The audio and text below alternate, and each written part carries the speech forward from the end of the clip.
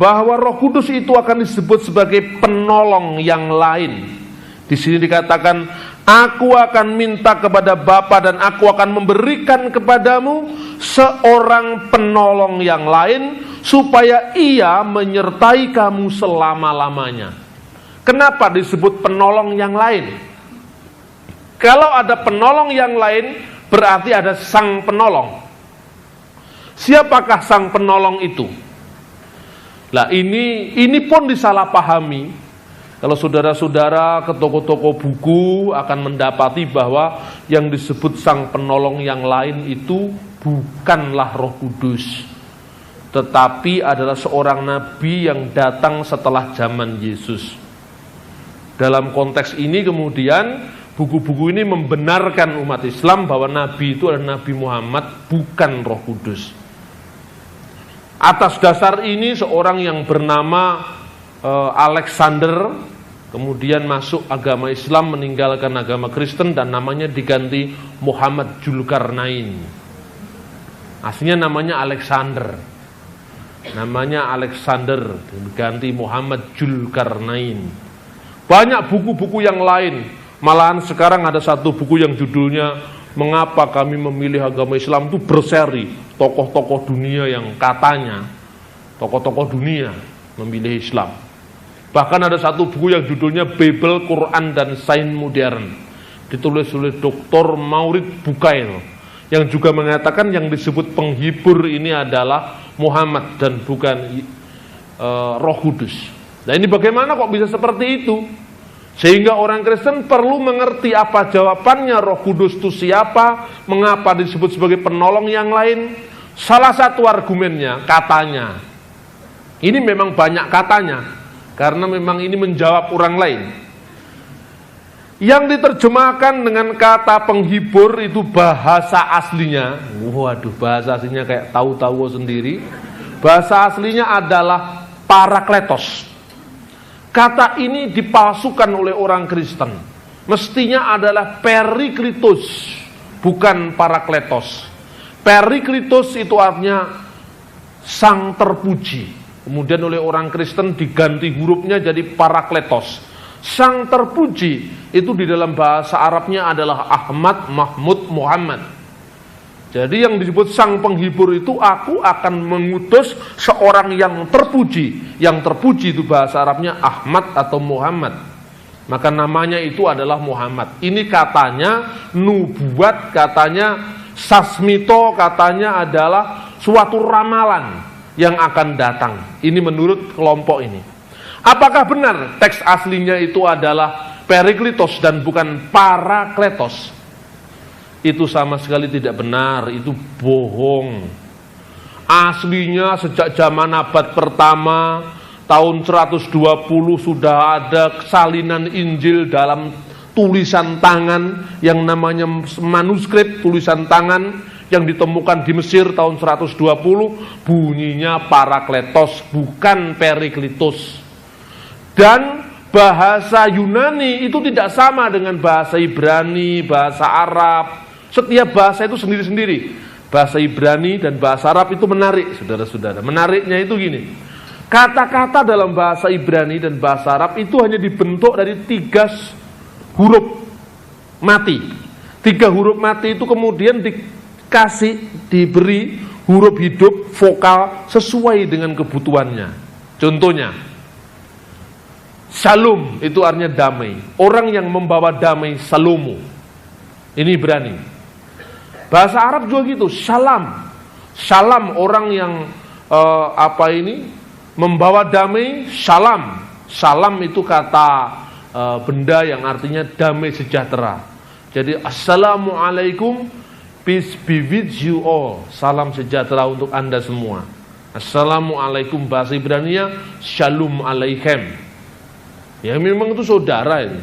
Iska Ismail itu kan anaknya Bapak Ibrahim itu, jadi miriplah satu sama lain kayak Sunda, Jawa, Bali, Melayu, Indonesia itu mirip satu sama lain. Nah, orang yang meminta perdamaian itu syaratnya dia harus taat kepada Tuhan jadi aslam. Salam jadi aslam. Orang yang mencari salam perdamaian dengan taat atau aslam itu namanya muslim. Kalau perempuan muslimah. Nah, agama yang mengajarkan untuk mencari perdamaian dengan sikap aslam, taat kepada Tuhan, namanya al-Islam. Jadi bisa dibolak-balik. Yang penting SLM, sin lam mim tidak hilang. Tetapi bisa ditambahi kata, diganti kata, menjadi kata benda, kata kerja, kata benda baru, kata sifat. Itu bahasa Arab. Lah bahasa Ibrani nggak bisa diatur pakai bahasa Yunani, nggak bisa, karena bahasa Arab Ibrani serumpun, makanya mirip. Shema Yisrael Adonai Eloheinu Adonai Echad. Orang Arab menyebut Isma'u ya Israel ar-rubun ilahuna rubun wahid. Orang Arab menyebut ilahuna, orang Yahudi menyebut Eloheinu. Orang Ibrani menyebut Shema, orang Arab menyebut Isma'u. Orang Ibrani menyebut Ahad, orang Arab menyebut Echad, orang Arab menyebut Ahad. Ini karena memang mirip lah. Yunani itu rumpunnya beda, bahasanya beda, budayanya beda. Karena itu tidak bisa Parakletos dibaca Periklitos, nggak bisa. Parakletos ya Parakletos, Periklitos ya Periklitos, kayak bahasa Jawa, kayak bahasa Indonesia. Cewek ya cewek, beda dengan cowok, beda dengan cuek. Itu nggak sama, beda dengan cowek, nggak sama. Cowek, cewek, cowok, cuek itu nggak sama. Itu nggak sama dengan bahasa Arab. Lah ini sudah salah metode, salah dalam menerapkan bahasa sehingga mereka keliru semua. Yang kedua, sejak semula memang saudara-saudara kita umat Islam ini ingin meyakinkan bahwa sebenarnya agama yang dibawa oleh Nabi Muhammad, Nabi mereka itu sudah diramalkan dalam Taurat, Injil yang ada pada kita ini. Berusaha diyakinkan sejak abad ke-8 Masehi muncullah seorang penulis yang bernama Ibnu Ishaq, putranya Ishaq. Ibnu Ishaq itu menulis sebuah buku The Life of Muhammad, bahasa aslinya bahasa Arab Sirat An-Nabawiyah, jadi sejarah hidup Nabi. Itu kemudian dikumpulkan kembali oleh penerusnya yang bernama Ibnu Hisham. Makanya sekarang adalah disebut Sirah An-Nabawiyah li Ibn Hisham. Ini sangat terkenal, terdiri dari 4 juz. 4 juz itu bukan juz. Juz itu bagian. Jadi juz pertama, juz kedua, juz ketiga, juz keempat.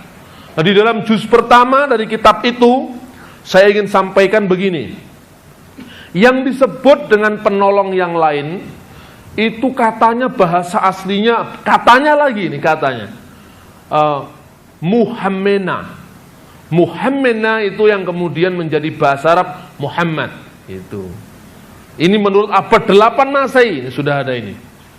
Nah ini makanya perlu saya sampaikan di sini karena orang Kristen pasti tidak tahu ini. Kalau cari abad 8, cari yang lama-lama, yang baru-baru aja lah gitu. Tapi nyatanya banyak orang yang kemudian meninggalkan imannya gara-gara tidak bisa menjawab. Muhammad itu Muhammad katanya. Jadi persis itu. Saya teliti, saya carikan data-data, saya carikan data sampai di Yordan sana, di Amman sana. Saya menemukan satu bukunya dalam bahasa Arab langsung. Kemudian saya cari manuskrip-manuskrip yang dirujuk oleh Ibnu Ishaq itu siapa. Ketemulah sudah. Ternyata saudara-saudara, kata Munhamena itu tidak menunjuk Muhammad. Tidak. Munhamena itu asalnya dari kata Menahem. Menahem itu artinya pembela, penghibur, penolong. Makanya ada Menahem Begin. Orang Israel namanya Menahem itu artinya penolong. Jadi Menahem itu penolong. Bahasa Ibrani Menahem itu kalau jadi bahasa Aram, bahasa yang dipakai Tuhan Yesus namanya bahasa Aram, biasanya ditambah A di depannya. Misalnya Mesiah jadi Mesiha, Menahem, Menahemna. Menahemna itu kemudian oleh si Ibnu Ishaq ini diartikan Muhammad. Jadi hanya mirip kata-katanya tapi artinya sama sekali beda. Kata-katanya memang mirip tapi tidak berkaitan. Inilah yang di Jawa dinamakan Darmo Gandul. Otak atik matuk. Jadi sekedar matuk di otak atik mirip-mirip.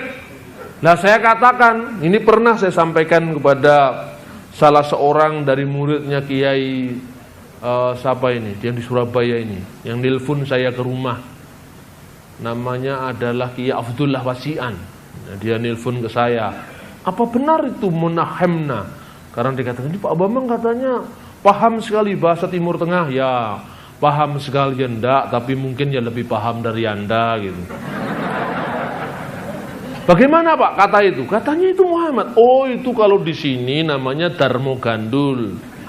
Darmo Gandul itu diotak-atik, asal memper, asal mirip satu sama lain. Katanya ya ini membuktikan. Oh, kok bisa begitu? Dia kaget. Nah, Darmo Gandul itu dilarang oleh pemerintah Soeharto dulu. Ada buku polemik yang anti-Islam ditulis oleh orang Jawa yang namanya Anonim. Katanya ditulis oleh Ki Kalam Wadi, namanya Anonim, judulnya adalah Serat Darmo Gandul. Satunya lagi Suluk Gatoloco. Dua buku ini kemudian dilarang oleh Kejaksaan Agung. Ya mestinya kalau saksi Yehova diperbolehkan, buku ini juga diperbolehkan hadir lagi. Nah, di dalam Darmo Gandul itu dikatakan apa yang dinamakan Muhammad Rasulullah. Ini saya sekedar mengutip untuk membuktikan bahwa otak-atik matuk itu salah. Muhammad itu namanya seorang nabinya umat Islam yang artinya namanya terpuji. Rasulullah itu Rasul, utusan. Rasulullah utusan Allah, itu menurut bahasa yang benar. Karena Darmo Gandul tidak ngerti bahasa Arab, ngertinya bahasa Jawa, dialek Kediri. Karena kemungkinan penulisnya itu tinggal di Kediri tahun 1830-an, zamannya perang Diponegoro. Itu ditulis itu. Dia mengatakan yang disebut Muhammad itu artinya makam. Lah kan mirip makam dengan Muhammad. Orang Jawa kan nggak bisa ngomong Muhammad, Muhammad. Nabi Muhammad itu orang Jawa kan. Muhammad itu makam. Rasulullah itu rasa sing salah. Lah ini. Lah kalau begini apa benar? Kan salah. Jadi nggak bisa mirip-mirip, dimirip-miripan kemudian dikatakan, wah itu bukan Roh Kudus, tapi itu adalah penghibur itu Muhammad. Nggak bisa. Kan marah juga kalau umat Islam dikatakan Muhammad itu adanya makami rasa sing salah. Nah kemudian banyak orang yang mengamuk, termasuk Jainuddin MZ ngamuk, buku ini kemudian dilarang. Sampai sekarang tidak boleh beredar, tapi saya punya. Untuk apa saya punya? Untuk koleksi saja. Ini koleksi yang salah-salah itu gini. Darmo Gandul itu salah, Gatoloco itu salah. Kenapa dia salah? Dia salah paham, dia kurang pinter, dia kurang cerdas. Orang yang menyebut bahwa Injil Yohanes tidak meramalkan Roh Kudus, tapi meramalkan seorang nabi, ya itu juga salah. Kenapa salah? Karena salah paham, kurang cerdas dan sebagainya. Ini juga terjadi di mana-mana. Dan kita harus adil, harus fair, bahwa sebenarnya yang dia maksud itu sebetulnya ingin membuktikan suatu keluhuran, membuktikan suatu kebenaran, tapi kebenaran tidak bisa berdiri sendiri jikalau dia tidak menghargai objektivitas atau penemuan-penemuan sejarah.